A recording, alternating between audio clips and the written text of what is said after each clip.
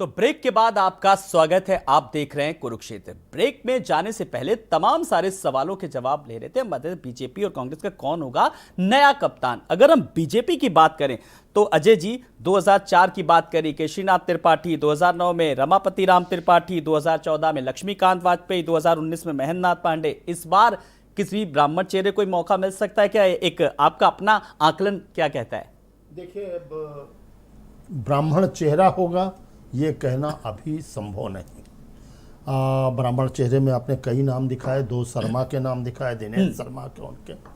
अगर मैं तो अभी ये समझता हूँ कि कितना जातीय समीकरण ये मानेंगे। आपने ब्राह्मण चेहरा बताया, ब्राह्मण चेहरे में आपने पाठक को आगे कर ही रखा है। किस नाते से करेंगे? अब आदिवासी महिला को जब आपने वहाँ बैठा दिया तो यहाँ कुछ न कुछ होगा। लेकिन अभी मैं ये कह रहा हूँ कि भाजपा में आप पहले से कोई गेस नहीं लगा सकते कब क्या पासा पलट जाए, क्योंकि वहाँ डिसाइड करने वाले जो फैक्टर्स हैं वो सारी चीज़ें देखेंगे। और मैं तो कह रहा हूँ कि आपने 5-7 नाम दिखाए, हो सकता है आपकी बात पूरी सही हो, 5-7 में एक हो जाए। लेकिन मैं अभी भी इसमें अपने अनुभव के आधार पर इस बात में डाउटफुल हूँ कि इन्हीं में से कोई हो जाएगा कि या कोई ब्राह्मण चेहरा होगा। अभी तो स्वतंत्र देव सिंह का भी नाम पलट करके आ रहा है, तो क्या स्थिति होगी आने वाला समय। और मैं तो कह रहा हूँ कि केवल भारतीय जनता पार्टी अपने प्रदेश अध्यक्ष के बल पर 2024 का लोकसभा चुनाव जितावे, मैं ये मानने को तैयार नहीं। जो इनकी टीम है, जो इनके पन्ना प्रमुख हैं, जो इनकी अभी से योजनाएं बनी हुई, मैं तो देख रहा हूँ। मैं जैसे लखनऊ के पुराने शहर में रहता हूँ, वहाँ मैं आज भी देख रहा हूँ कि चाहे संघ के कार्यकर्ता हों या विद्यार्थी परिषद, तो घर घर आ रहे हैं, अभी से आ रहे हैं। उनको ये नहीं चिंता है कि इनका प्रदेश अध्यक्ष कौन बनेगा क्या। वो कह रहे हैं आपको सस्ता अनाज मिला या नहीं मिला, नहीं मिला तो मैं दिलाने चल रहा हूँ। तो जब ये स्थिति है, इनके पन्ना प्रमुख अभी से तैयारी कर रहे हैं, तो इनको इस बात के लिए नहीं क्यों। मैं तो एक बात बता दूंगा लोग, एक बात करो कि क्या यहाँ जो भारतीय जनता पार्टी का प्रदेश अध्यक्ष बनेगा, क्या उसकी संस्तुति पर एक भी लोकसभा टिकट मिल पाएगा? इसमें भी मैं अभी नहीं समझ पा रहा हूँ। वो जातीय समीकरण रखेंगे, लेकिन कोई बहुत ज्यादा। पिछली बार अभी देखिए विधानसभा के चुनाव हुए, प्रदेश अध्यक्ष के पास सैकड़ों लोग गए, लेकिन वहां बंसल जी ने जो कह दिया वो हो गया। तो अब सारी चीजें हैं, अलग अलग चीजें हैं, अलग अलग सबके नजरिए हैं। इस पार्टी में क्या हो रहा क्या है सब। जी बिल्कुल, ये हमें लगता है ऐसा कई बार ऐसे हो चुका है। एज बीइंग जर्नलिस्ट, मेरा ये अजय जी आपसे बस एक छोटी सी टिप्पणी चाहूंगा, एक सटायर के तौर पर ये सवाल है कि कई बार हम पत्रकार भी आकलन करते रहते हैं, डिबेट करते रहते हैं, और नाम पता चला किसी और का घोषित हो जाए, सही तो नामों को लेकर के चर्चा कर रहे हैं। सही। एक जमाने थे आलोक जब हम लोग जाते थे और अंदर की बात पता लगा करके आ जाते थे, और अब उन्हीं को नहीं पता है अंदर की बात जिन्हें अभी तय करना। तो स्वाभाविक है, सारी चीजें आप अंदाजा लगाए रहिए, बाद में क्या होता है। चलिए फिलहाल अंदाजा लगा के ही हम लोग किस तरीके से जो अंदर खाने से खबरें आती हैं उसी पर चर्चा भी करते हैं। मैं शैलेंद्र जी आपके पास आ रहा हूं। शैलेंद्र जी, मेरा एक सवाल आपसे और मनोज जी से है, लेकिन मैं पहले शैलेंद्र जी से एक सवाल। बीजेपी अपनी उपलब्धियों के सहारे जनता के बीच जाएगी, और कांग्रेस फिलहाल किस तरीके से अपनी रणनीति तैयार कर रही है और किन किन मुद्दों को लेकर के जनता के बीच जाएगी? सवाल 80 सीटों को लेकर के। देखिए, अभी अजय जी ने एक बात कही, बहुत वरिष्ठ पत्रकार हैं, बहुत अच्छा उनका अनुभव भी रहा है समाज में और तमाम रणनीति में, पार्टियों में, सब जगह। एक बात उन्होंने कही कि क्या बीजेपी के अध्यक्ष के कहने पर एक भी टिकट संस्तुति पे हो पाएगा? मुझे उनका तो पता नहीं है, लेकिन कांग्रेस पार्टी का जो भी अध्यक्ष बनेगा उसकी संस्तुति पे टिकट होंगे, इस बात की मैं गारंटी के साथ घोषणा कर सकता हूँ। एक बात। दूसरी बात आपने कही कि आपका किस तरीके की रणनीति, बीजेपी के पास काम के नानी को है। कांग्रेस के मुद्दे महंगाई होंगे, बेरोजगारी होंगे, हम उन्हीं मुद्दों पर जाएंगे। हम जनता से को बताएंगे कि नोटबंदी के फायदे बताए जाएं, हिंदुस्तान की जनता को, हिंदुस्तान के नौजवानों को बताए जाएं, अग्निवीर के फायदे बताए जाएं। हम जनता से पूछेंगे कि आपको 1150 का सिलेंडर पसंद है। हम तमाम इन्हीं मुद्दों पर जाएंगे। स्थिति परिस्थिति जनता के ऊपर है, वो क्या करती है उसका अपना मूल्यांकन है, वो उनके ऊपर है। उनसे ज्यादा बुद्धिमान ना हम हैं और ना बीजेपी है और ना कभी किसी समय में कोई था। कुल मिलाकर के सब जनता जनार्दन इसीलिए कहा गया है। एक बात। दूसरी बात, आप बता रहे हैं कि मुद्दों पे जाएंगे। मुद्दा सिर्फ एक भारतीय जनता पार्टी के पास है, उनका एजेंडा झंडा डंडा प्रोपोगंडा, उसमें क्या है, हिंदू मुसलमान पाकिस्तान अफगानिस्तान, इसके अलावा कहीं कुछ है नहीं। ना आपको रोजगार पे कुछ बताएंगे। जो शख्स गिनती को गिनने का फार्मूला बदल दे, जीडीपी कहाँ से कहाँ पहुँचा दी, ये आज 80 रुपये का डॉलर है।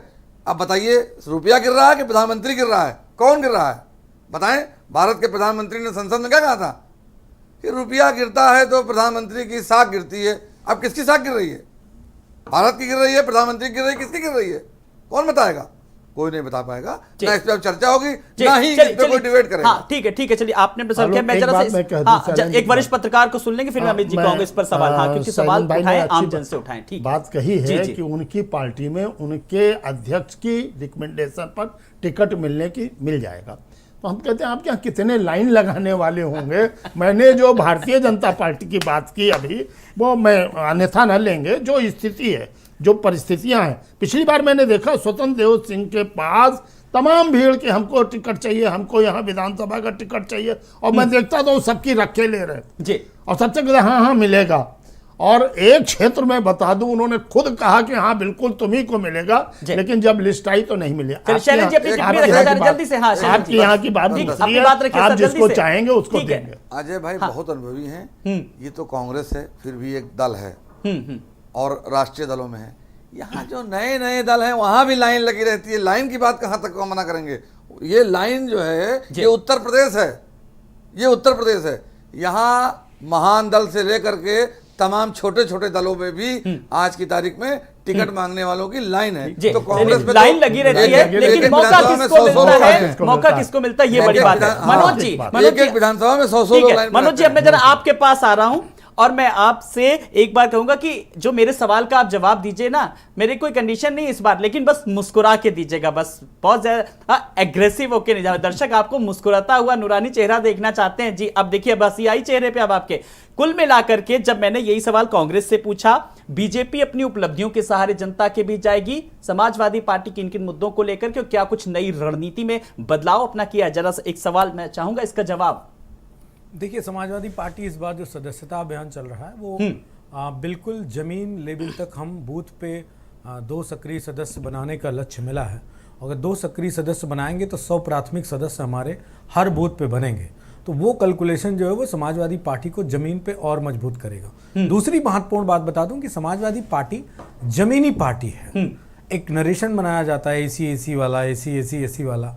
अब आज तक हम समझ ना पाए कि कौन सा नेता उत्तर प्रदेश में है जो बिना एसी गाड़ी से चलता है, बिना एसी कमरे में रहता है, बिना एसी घर में रहता है, या बिना एसी का हेलीकॉप्टर से जहाज तक उड़ता है। आज तक कोई मिला नहीं मुझे। लेकिन चूंकि एक नरेशन बनाना है, क्यों बनाना है?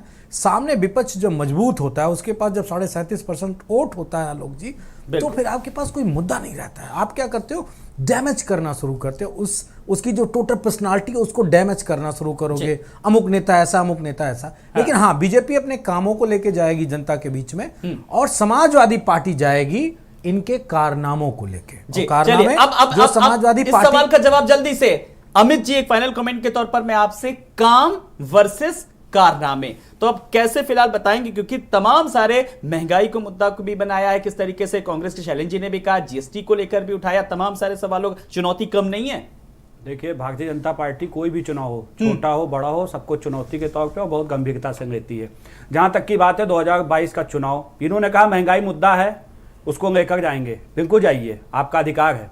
लेकिन मैं पूछना चाहता हूं कि 2022 का चुनाव जब खत्म हुआ, उसके बाद से इनको शायद जानकारी नहीं होगी, मैं बता दूं कि भारतीय जनता पार्टी ने अनेक कार्यक्रम संगठन के कर दिए।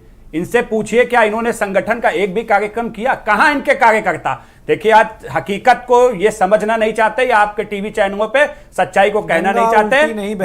देखिए आप ये हमारे अरे सुनिए तो ये तरीके कौन है? मैंने आपके संगठन पे कोई सवाल? अरे मैं आपके संगठन पे कौन सा सवाल कर रहा हूँ? आपको दिक्कत क्यों हो गई है इतनी? आप कौन हो? नहीं, आप कौन है? आप क्यों बीच में बोला? मैंने आपके बीच में बोला था क्या? पूछता हूँ, सरकार से हमारा सवाल है, हमारे किसी संगठन से कोई सवाल नहीं। चलिए, देखिए, सरकार ने जवाब दे दिया आपको 2017 से।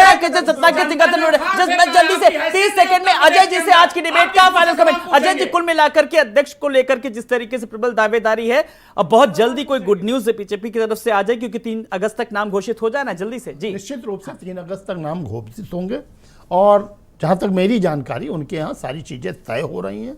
जल्दी ही तय करेंगे। कोई ना कोई ऐसा चेहरा वो लाएंगे जरूर, जो दिखाऊ भी हो, जिताऊ भी हो और जातीय समीकरण में भी फिट हो। ये भारतीय जनता पार्टी के यहाँ जो है पहले से ही मैंने यही कहा, जिस दिन 2022 का चुनाव समाप्त हुआ उसी दिन से 2024 की शुरुआत उनके यहाँ से हो। चलिए, बहुत बहुत शुक्रिया अजय जी आपका भी, शैलेंद्र जी आपका भी, मनोज जी आपका भी, अमित त्रिपाठी जी आपका भी बहुत बहुत शुक्रिया। तो कौन होगा बीजेपी का नया कप्तान, बहुत जल्दी कोई सूचना मिलेगी और इसका लोगों को बेसब्री से फिलहाल इंतजार है। और 2024 को लेकर के बात करें तो वो एक ऐसा कयास लगाया जा रहा है कि जो राजनीतिक क्षेत्र में भी पूरी तरीके से परिपक्व हो, क्षेत्रीय समीकरण भी सज जाए और सबसे बड़ी बात एक सर्वमान्य नेता हो। नमस्कार।